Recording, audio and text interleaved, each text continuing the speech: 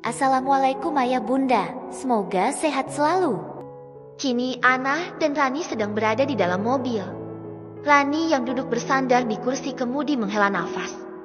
Sedangkan Ana kebingungan untuk menenangkan Dini yang sedari tadi menangis meminta mainan seperti kepunyaan Risa. Sudah dong Din, jangan nangis terus. Mama belum punya uang, nanti jika papa pulang dari kerja kamu minta ke papa saja ya sayang.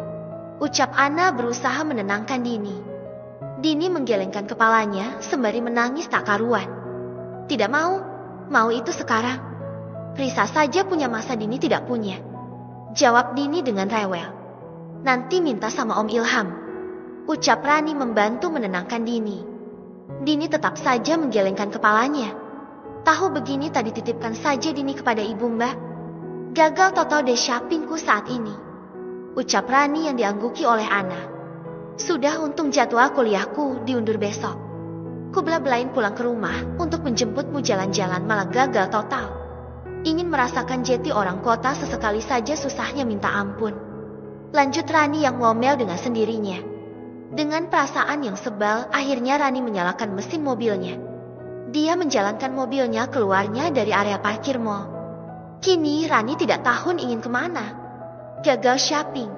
Masa ia sudah jauh-jauh ke kota malah langsung pulang tanpa membawa apa-apa. Mbak, kita mau kemana ini?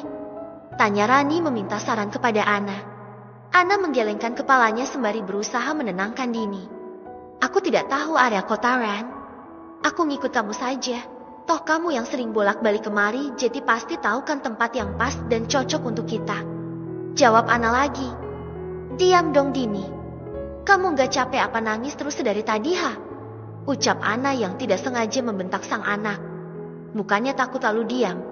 Dini malah semakin mengeraskan suara tangisannya. Mbak jangan dibentak dong. Malah nangiskan Dininya. Sudah tahu Dini itu cengeng malah dibuat tambah nangis. Omel Rani yang sebenarnya sudah lelah mendengar suara tangisnya Dini. Sitit. Aduh. Gumam Rani dan Ana yang sama-sama memegangi dahi mereka. Bisa nyetir tidak sih berhenti mendadak di tempat ramai seperti ini? Ucap Rani yang sebal karena pengemudi depan tiba-tiba saja mengerem mendadak. Ana dan Rani celingukan menatap ke arah depan. Sepertinya memang macet dan tidak bisa untuk terburu-buru. Ini sedang di lampu merah atau apa sih? Kok macet banget? Ucap Ana yang baru kali ini merasakan sensasi macetnya di kota. Walaupun bukan lampu merah, kalau di kota ya selalu macet lah mbak. Jangan terlalu norak deh. Jawab Rani yang masih merasakan denyut di kepalanya. Kita cari tempat makan saja. Sembari menunggu jalanan lancar. Kepalaku juga masih terasa berdenyut. Lanjut Rani yang diangguki oleh Ana. Kini Rani memasuki area kafe yang terbilang cukup terkenal di kota tersebut. Rani mencari tempat parkir yang pas. Ana celingukan seperti orang kebingungan. Astaga Rani, kamu membawaku ke tempat ini. Ini keren sekali, ucap Ana yang melihat daerah outdoor cafe dengan kagum. Sika mbak jangan malu-maluin dong. Jawab Rani yang malas menanggapi kenorakan Ana. Ana hanya cengengesan saja mendengar penuturan Rani. Ya sudah yuk turun. Ajak Rani kepada Ana. Rani, Ana dan Dini berjalan memasuki area cafe tersebut. Terbilang cukup ramai karena memang kafe tersebut tidak pernah sepi bahkan cabang yang berada di mana-mana. Rani menoleh mencari tempat duduk yang menurutnya pas dan cocok. Kita duduk di sana saja ya mbak. Ajak Rani kepada Ana. Ana menoleh ke tempat yang ditunjuk Rani. Di mana tempat itu juga cocok baginya. Ada tempat bermain kecil untuk anak-anak seusia Dini. Mama Dini ingin ke sana. Ucap Dini kepada Ana. Ana mengangguk ketika sang anak menunjuk tempat tersebut. Ya sudah kamu ke sana dahulu nanti jika makanan sudah sampai mama panggil. Jawab Ana yang membuat Dini mengangguk dan langsung berlari meninggalkan mama dan tantenya. Bagaimana Mbak Nia? Apakah Mbak Nia menyukai desain outdoor taman yang kami rekomendasikan? Tanya salah satu desainer taman yang sedang berbincang dengan Nia. Ya benar kafe tersebut milik Nia dan Neil. Mereka berdua sudah membangun kafe tersebut kala Nia masih bekerja bersama dengan temannya. Nia yang tertarik ingin memiliki kafe sendiri akhirnya mengajak Neil join untuk membangun kafe bersama dan ternyata Neil menyetujuinya. Memang biaya yang masih ditanggung oleh ayahnya, tetapi tidak semua memakai biaya dari Pak Rama. Pak Rama hanya memberikan apa yang diminta oleh sang anak, selebihnya Pak Rama tidak ikut campur dengan apa yang dibutuhkan oleh Nia dan Nio. Nia menganggukkan kepalanya tanda bahwa dia sangat menyukai hasil dari desainer outdoor tersebut. Dia tersenyum puas akan kerja desainer tersebut. Kapan bisa dimulainya untuk mendesain taman tersebut? Tanya Nia memastikan. Kemungkinan 2 atau 3 hari lagi, Mbak. Jawab desainer itu lagi. Mbak tenang saja. Saya akan memperkerjakan pekerja saya yang cekatan agar lebih cepat selesai nanti. Lanjut desainer tersebut. Nia menganggukkan kepalanya lagi tanda bahwa mengerti. Tapi jika nanti saya sedang berada di kafe cabang, Anda tidak perlu menunggu kedatangan saya. Anda langsung mulai bekerja saja. Ucap Nia yang diangguki oleh desainer tersebut. Ini DP untuk membeli beberapa bahan yang diperlukan dahulu. Untuk gaji dan sisanya akan saya lunasi setelah semuanya selesai. Ucap Nia lagi sembari memberi amplop coklat berisikan uang. Kalau begitu kita deal dengan kerjasama kita. Senang atas kerjasamanya, Pak. Lanjut Nia yang ingin menjabat tangan desainer tersebut. Desainer itu mengangguk dan tersenyum lalu membalas jabatan tangan dari Nia. Kalau begitu saya permisi dahulu. Pamit desainer itu yang langsung diangguki oleh Nia. Silakan. Jawab Nia dengan singkat. Nia yang merasa lelah, dia menyenderkan punggungnya di sandaran kursi. Tidak terasa kafe iseng kita kini menjadi sangat besar ya, Dik. Gumam Nia sembari mengingat perjuangan dirinya dan Nio yang ingin merintis kafe ini. Terima kasih ayah bunda. Nia janji Nia akan membuat kafe ini semakin besar, begitu juga yang lainnya. Lanjut Nia bergumam lagi. Nia memejamkan matanya sembari menahan haru agar tidak menangis. Setelah itu, dia bangkit dan berjalan menuju kasir. Ibu dan anak saya sedang berada di ruangan saya.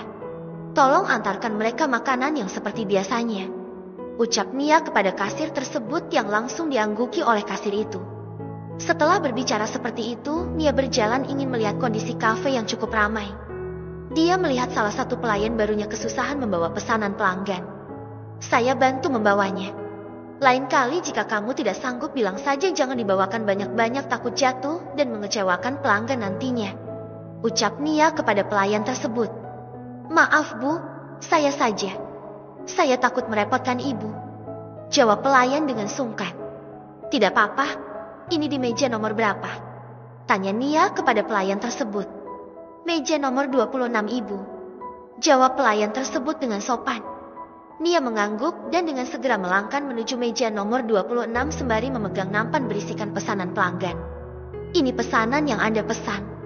Ucap Nia yang masih sibuk menaruh makanan di meja. Mbak Nia. Gumam Rani yang membuat Nia menoleh ke arah Rani. Nia menatap ke arah Rani dan Ana secara bergantian. Tiba-tiba saja Rani dan Ana tertawa dengan keras. Oh, jadi ini kerjaan kamu, Mbak? Menjadi babu di kafe ini. Kasihan sekali sih kamu. Oh, aku tahu pasti kamu membelikan mainan anakmu tadi dibelah-belahin sampai tidak makan setahun ya. Memalukan sekali. Bergaya sok kaya ternyata babu di kafe biasa. Ucap Rani meremehkan Nia. Kejadian mereka tak luput dari pandangan orang-orang sekitar. Beberapa pelayan menghampiri mereka, tetapi dihentikan oleh Nia. Kenapa diam saja, Mbak? Kenapa malu? Lanjut Rani lagi. Nia masih terdiam dan menjawab. Tetapi dia menatap Rani dan Ana dengan tatapan yang sulit diartikan. Maaf jika Anda hanya membuat keributan di sini. Bisa pergi dari sini. Ucap Nia yang membuat Rani dan Ana tertegun. Jangan sok deh Mbak. Jika Mbak mengusir kita pastikan Mbak akan dipecat oleh pemilik kafe ini. Ucapan Rani membuat Ana menganggukkan kepalanya. Terserah, yang jelas. Jika Anda tidak mengetahui semuanya, jangan bersikap sok tahu. Ucap Nia sembari melangkah pergi meninggalkan mereka yang terdiam kaku. Hari ini, hari sidang pertama antara Nia dan Ilham akan diselenggarakan. Nia yang sudah siap untuk berangkat sembari menunggu ayah, bunda dan sang adik pun sedang duduk di ruang TV sembari menatap sendu ke arah sang putri. Hoku yakin bakal sulit. Gumam Nia dengan sendirinya. Hari ini, kamu akan bertemu dengan Papa Nak, tetapi dengan kondisi yang berbeda. Jika kemarin-kemarin kamu bertemu dengan Papa karena kita satu rumah dengannya, Kini kamu bertemu papa untuk salam perpisahan dengannya. Gumam Nia lagi yang masih menatap fokus ke arah Risa. Kak, panggil Nio yang baru saja turun dari lantai 2. Nia yang dipanggil pun menoleh ke arah Nio. Nio tersenyum menguatkan hati sang kakak. Nia pun membalas senyuman itu dengan tulus. Kakak tenang saja, kita pasti yang akan menjadi pemenangnya. Mobil dan hak asuh Risa pasti akan jatuh ke tangan kita. Ucap Nio sembari tersenyum padahal dalam hatinya dia merasakan apa yang dirasakan oleh sang kakak. Nia hanya menganggukkan kepalanya untuk menanggapi ucapan Nio. Dia benar-benar sudah tidak peduli dengan mobil itu, intinya dia harus memenangkan hak asuh Risa itu saja sudah cukup untuknya. Oh iya, kata ayah. Om Bas memecat salah satu karyawan kita yang berada di salah satu cabang perusahaan kita di dekat desa kakak ya. Tanya Nio yang memang dia belum mengetahui secara pasti. Nia mengangguk dan menoleh ke arah sang adik. Lebih tepatnya yang dipecat Om Bas itu Ilham. Jawab Nia dengan santai seperti tidak ada beban, tetapi membuat Nio sedikit kaget. Ilham, ulang Nio yang dengan segera diangguki oleh Nia. Kenapa bisa? Bukankah Om Bas sudah berbicara kepada ayah jika ada salah satu karyawannya yang merekomendasikan rekan kerjanya untuk naik jabatannya? Dan itu Ilham bukan? Ucap Nio masih dengan rasa penasarannya.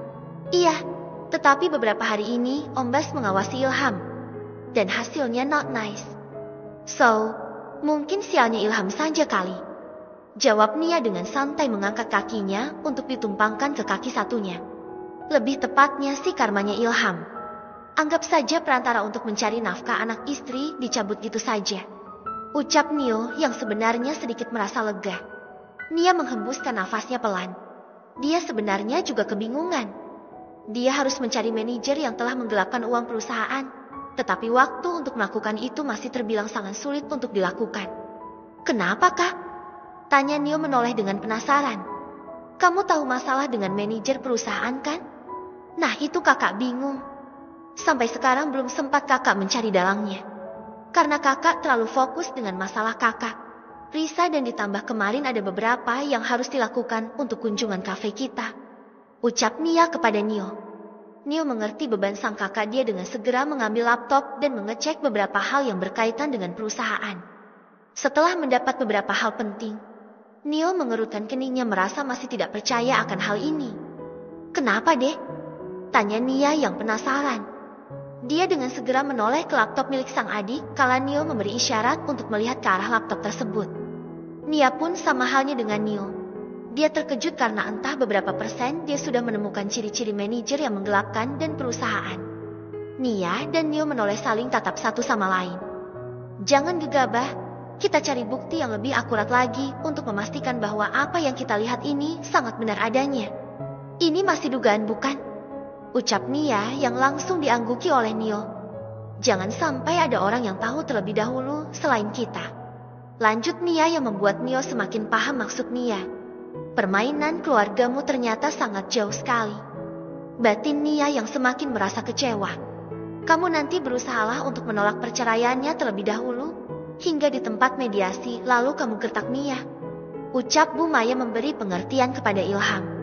Ilham pun menganggukkan kepalanya. Tapi kurasa bakalan gagal deh Bu. Ibu tahu sendiri kan? Sekarang apa yang akan dipertahankan oleh Mbak Nia? Mas Ilham saja dipecat dari kantornya. Kini Mas Ilham bukan lagi PNS. Ucapan Rani membuat Ibu Maya terdiam. Bagaimana ini? Pasti Nia akan semakin semena-mena terhadap Ilham dan keluarganya, pikir Bu Maya. Lagian ya Bu, Mbak Nia itu sudah mendapatkan pekerjaan yang amat sangat layak di kotanya. Ya walaupun hanya menjadi pelayan kafe sih, tetapi setahu kafe tempat Mbak Nia bekerja itu gajinya lumayan. Untuk jenjang pelayan saja sudah UMR loh. Dan UMR kota kan termasuk gede. Lanjut Rani yang membuat Ana mengangguk mengiyakan ucapan Rani. Kalian kapan mengetahui bahwa Nia bekerja jadi pelayan kafe? Tanya Ilham menoleh ke arah Rani. Beberapa hari yang lalu sih. Tepat di mana Mas Ilham dipecat. Di situ jadwal kuliahku diundur, lalu aku pulang dan mengajak Mbak Ana dan Dini jalan ke kota. Tidak sengaja bertemu dengan Mbak Nia, Bu Dina, dan Risa. Dan paling mengejutkan lagi, kita bertemu 2 kali. Pertama sewaktu di mall dan Risa membawa mainan yang sangat mahal, dan kedua kita bertemu di kafe ternama. Tetapi kita tahunya kalau Mbak Nia itu pelayanan orang, dia sendiri yang melayani kita.